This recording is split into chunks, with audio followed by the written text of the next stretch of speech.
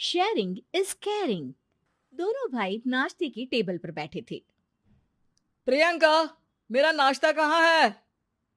भाभी, मुझे भी ऑफिस के लिए लेट हो रहा है। इस पर प्रियंका किचन में से दोनों के नाश्ते की प्लेट्स लेकर बाहर आती है। लो भाई, आप दोनों का नाश्ता। किसी को भी 1 मिनट का सब्र नहीं है। ये प्रियंका का ससुराल है, जहाँ कोई औरत ना होने की वजह से शादी वाले दिन से ही घर के साथ दोनों भाइयों की जिम्मेदारियां प्रियंका संभाल लेती है।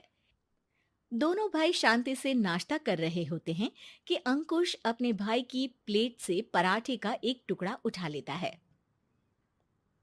आपको पता है ना, मैं खाना शेयर नहीं करता, फिर भी मेरी प्लेट में से खाना जरूरी है क्या? अरे हद हो गई है, मुझे नहीं खाना अब।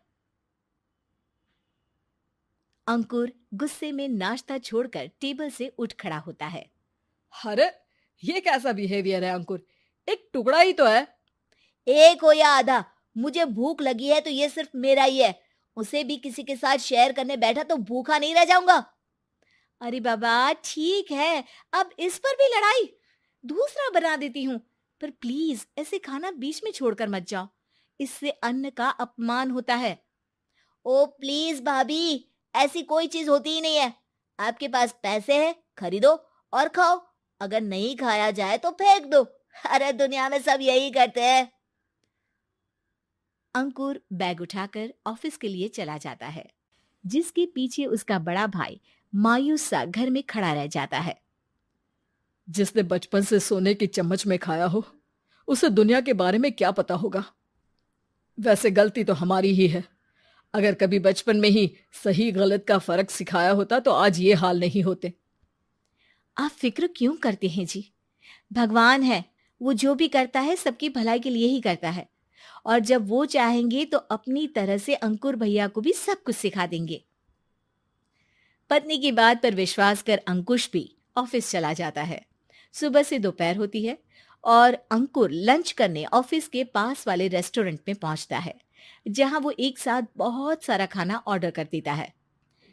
सर, क्या कोई आपको ज्वाइन करने वाला है? नहीं तो क्यों? अब कुछ नहीं सर, ऐसे ही। वेटर चला जाता है और कुछ देर में अंकुर का ऑर्डर लेकर वापस आता है, जिस पर अंकुर सब डिशेस में से थोड़ा थोड़ा खाकर बाकी ऐसे ही छोड़कर बिल देकर चला जाता है। वाह भगवान, तेरी माया। कहीं कोई एक एक टुकड़े के लिए तरसता रहता है और ये 5 लोगों का खाना ऑर्डर करके एक का भी पूरा नहीं खाते। पैसे वालों की माया। वेटर टेबल साफ कर बचा हुआ सारा खाना लेकर रेस्टोरेंट के पीछे घूम रहे बच्चों के पास पहुंच जाता है, जिसे देख बच्चों के चेहरे खिल उठते हैं। वाह, आज इतना सारा खाना आया। थैंक यू भैया। भगवान आपको खाने की फैक्ट्री बना दे। अगर ये फैक्ट्री मेरी होती तो तुम लोगों को कभी किसी का झूठा बचा हुआ खाना नहीं खाना पड़ता।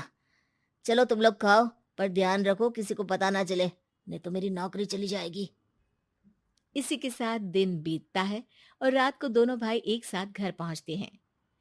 कुछ देर में सब डिनर करने बैठते हैं, जहां अंकुश अंकुर को समझाने की कोशिश करता है।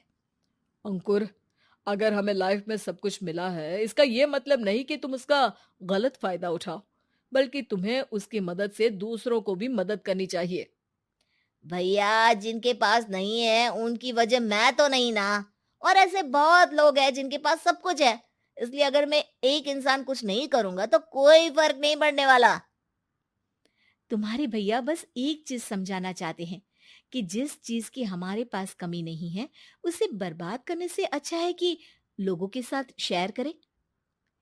इससे हम सिर्फ सामान नहीं, खुशियां भी बांटते हैं, और इसमें तुम्हारा ज्यादा कुछ तो जाएगा नहीं। भैया भाभी की बात सुन अंकुर कुछ बोले बिना उठकर चला जाता है। इसी तरह दिन बीतते रहते हैं, जिसमें अंकुश और प्रियंका कोशिश तो बहुत करते हैं, पर अंकुर पर किसी भी चीज का कोई असर नहीं पड़ता। एक दोपहर अंकुर सैंडविच खाते हुए सड़क के किनारे चल रहा होता है। तभी उसकी नजर आइसक्रीम वाले पर पड़ती है और वो सैंडविच सड़क किनारे फेंक आइसक्रीम खरीदने पहुंच जाता है। अब इसे कहते हैं जिंदगी का सुख। जैसे ही अंकुर आइसक्रीम लेकर पीछे मुड़ता है, तो एक आदमी को सड़क से वही सैंडविच उठाते हुए देखता है। वो आदमी बहुत कमजोर, गरीब, जैसे बहुत दिनों से खाना ना खाया हो वैसा लग रहा था। अंकुर उसके पास जाकर खड़ा हो जाता है। उसे देखकर आदमी सैंडविच अंकुर की तरफ कर देता है। आपको भी खाना है क्या? क्या हम इसे आधा आधा कर ले? मुझे बहुत भूख लगी है। वो मेरा ही झूठा सैंडविच है। तुम दूसरा खरीद कर क्यों नहीं खा लेते? इसे क्यों खा रहे हो? अरे भैया, अगर खरीदने के पैसे होते तो 4 दिन से भूखा नहीं घूम रहा होता। हैं? क्या? तुमने 4 दिन से कुछ नहीं खाया, फिर भी इस आधे सैंडविच को मेरे साथ बांटने के लिए तैयार हो गए? क्यों? अरे भैया, पैसा नहीं है तो क्या हुआ, इंसानियत आज भी उतनी महंगी नहीं हुई, और ना ही उस पर अमीर गरीब का टैग लगा है जो हम उसे रख ना सके। पर अफसोस, आजकल लोगों के अंदर पोषण, खून या विटामिन से ज्यादा इंसानियत की कमी होने लगी है। आदमी की बातों से अंकुर को समझ में आ जाता है कि वो आज तक कितना गलत काम करता आ रहा था। इसके बाद से वो अपनी किसी के साथ शेयर नहीं करने और खाने को बर्बाद करने वाली आदत को छोड़ देता है।